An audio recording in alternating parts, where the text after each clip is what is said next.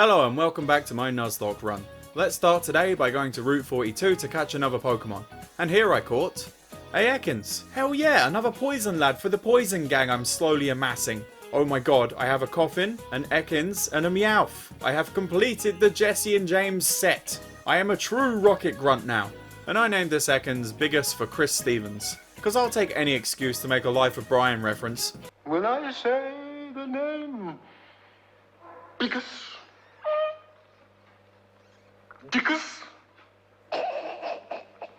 I mean, it's a pretty good name for an Ekans. Do you get why? Because, you know, snakes kind of look like penises. I said brick, not penis. I next went over to Route 38 and here I caught a Tauros. God, I'm on a hell of a run with good Pokemon here. I love Tauros. And he's a fucking beast in the Gen 1 meta. I know we're in Gen 2 before you leave a comment. I was just saying. And I named this Tauros Baldrick for Adam LaVey? Lavi? Either way, it sounds like that Satanist guy. Well, Mr. LaVey, I think you'll be jar-jarring all over your phone right about now. And great name choice, Baldrick is the best. Well, I thought if I owned the bullet with my name on it, I'd never get hit by it. Because I won't ever shoot myself. Oh, shame. On Route 39, there wasn't anything new for me to catch in the grass, so I headbutted a tree and I got a Execute. Oh yeah, baby, this run is still going. I'm a big fan of these guys' evolved form Executor. Another Gen 1 meta beast actually. And I named these eggy boys Goop for Deluxe. He wanted me to name this Goop for his friend. Or so he says. You probably just wanted me to make me think you were doing something nice for your mate. Well, either way, it worked. The real reason I picked this name was because it made me think of Gwyneth Paltrow's crazy hippie cult brand of the same name. I mean, for fuck's sake, they're gonna start selling candles that smell like her manor pool. Who the fuck would want their house smelling of omelette de fromage? God, why are famous people so crazy? I hope if I ever get big, I don't go mental and start selling candles that smell like my smig. Someone needs to stop this woman. Put her in a straitjacket now. I am African. No, I'm not sure about that one. I don't know if that checks out. I then took a trip back to Mount Mortar, and here I caught a Swinub. Aww, I love Swinub. He's so damn cute. He looks how I feel, all the time. Half asleep. And Pillow-Swine is so cool looking, another one of my Gen 2 favourites. I know I said that name wrong, it's meant to be like Pelio-Swine or Pileo-Swine or something. Even though I've said this, you're probably still going to leave a comment anyway. Bloody gits. And I named this Swinub Moonside for Moonside00. And he asks, what is my favourite meme of the decade? That's a hard one, but it's gotta be Ugandan Knuckles. You don't know the way. Yes, I do. You know the way? I know the way. You have to have Ebola to know the way. Me and my girlfriend had way too much fun doing that voice when that meme was popular. I'm not going to do it now, because I'll probably get banned off of YouTube for doing it. My honourable mention goes to this though.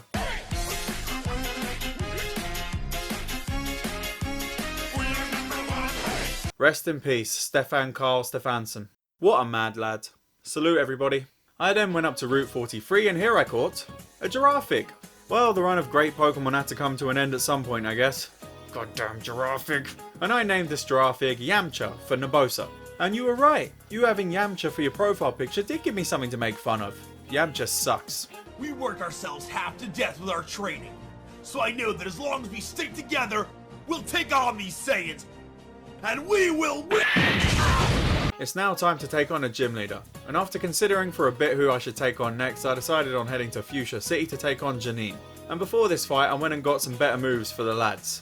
So I got Earthquake for both Layton and Harry, which will give them a bit more knockout power. And I also taught Harry Fire Blast. God, this Snail is all powerful. No one will take down this almighty Macargo. But while I was here I also got Psychic for our number one ghost boy Rudolph. I ain't letting no kill chain massacre happen again, god damn it. Well, with that out of the way, let's take her on, shall we? And here's her squad. A lot of tricky gits in this squad, we've got to be careful. Especially with that bloody Crobat. I declare Fester, Rudolph, Layton, Harry and Robo for this fight. And Janine first sent out her cheeky git Crobat and I sent in the best serial killer Pokemon in the game, Fester. And Crobat opens in a suitably gitty way with a Confuse Ray. But Fester through the confusion manages to get off a Psychic, almost killing the flying arsehole in one. Crobat next uses Wing Attack that hits Fester for about a quarter of his health, then Fester hits himself in confusion. I hate him. I hate Crobat. Crobat again uses a wing attack, getting Fester down to half health. Then Fester again hits himself in confusion, because of course he does. And because I didn't want to lose my creepy boy, I subbed out Fester for Rudolph. And Rudolph takes a wing attack on his entrance that does more damage than I was expecting. But after this, Gengar can finally get the killing blow with a Thunder Punch. Well, that could have gone better. Next up is my main sludgy boy Muck. And Rudolph opens proceedings with a Psychic that nearly kills the Muck in one. And then Muck uses a Lick that paralyzes Rudolph. And then on the next turn of combat, Muck gets a free Lick. Bloody hell! Things are hotting up now! Because Gengar is fully paralysed. God fucking damn it! Muck again uses Lick, getting Gengar's health pretty damn low. But Rudolph responds with a Psychic, killing the Muck. Janine next sent out a Tentacruel, and Tentacruel opens up with a barrier. And Rudolph is fully paralysed. Again. And I should have subbed him out at this point, but I didn't, because I'm stupid. And Tentacruel used Bubble Beam.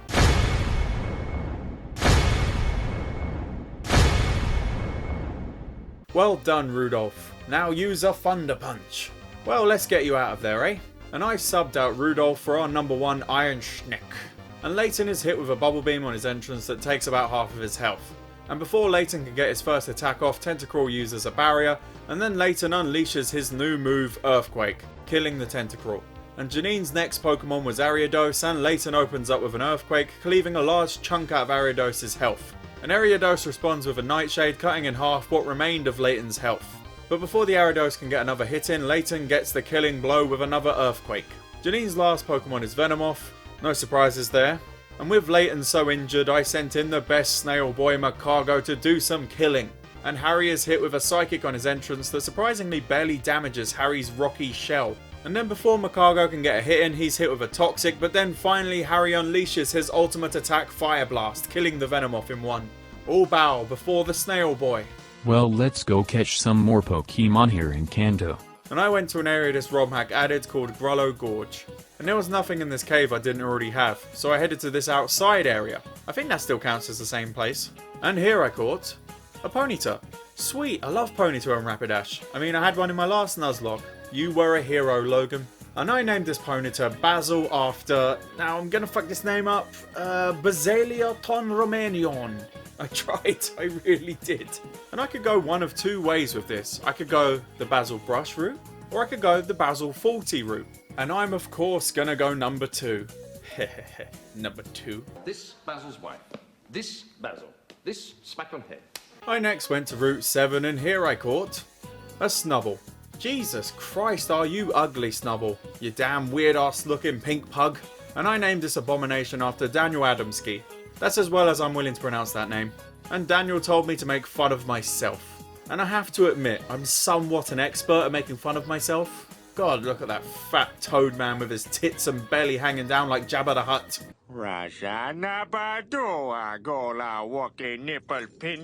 I then went over to Route 16 and here I caught a Ditto.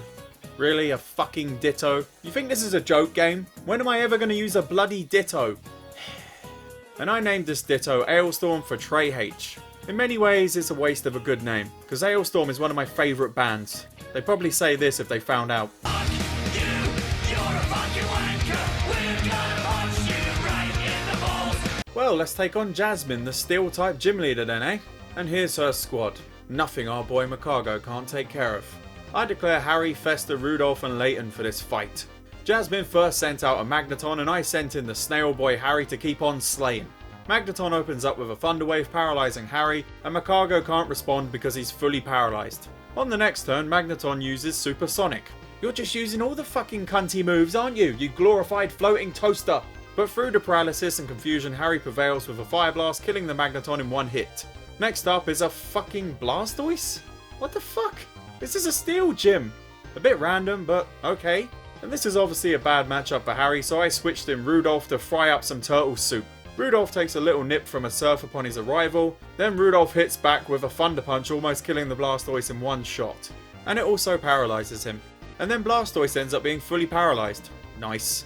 And then on the next turn, Rudolph takes the turtle down for good. Tonight I dine on turtle soup. Jasmine next sends out another Magneton. Oh joy. And I switched in our Magneton Buster Magcargo. A Magneton tries to use Thunder Wave. Joke's on you, I'm already paralysed.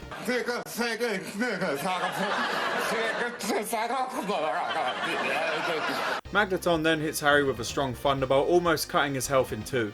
And then Harry destroys the Magneton with a single fire blast. I've said it before, and I'll say it again. The best Snail boy. And Jasmine's last Pokemon is of course her signature Steelix. And Steelix misses with an Iron Tail on his first attack, and then Harry of course responds with his mighty Fire Blast, tearing the Steelix asunder. This is really Macargo's coming of age episode. What a beast! I always believed in you, Macargo. Well, with that, we now have only 6 more gyms to go before we take on the Elite Four. Yeah, I'm not taking on the Elite Four until I have all the badges, even though I could just take them on now. I'm very happy we've gone 2 episodes without a death. Let's hope we can keep this up, eh? Anyway, I think that's a good place to bring this episode to a close. Please don't forget to like and comment on this video because, as you know, it really helps the channel out. Thank you for watching, and I will see you later.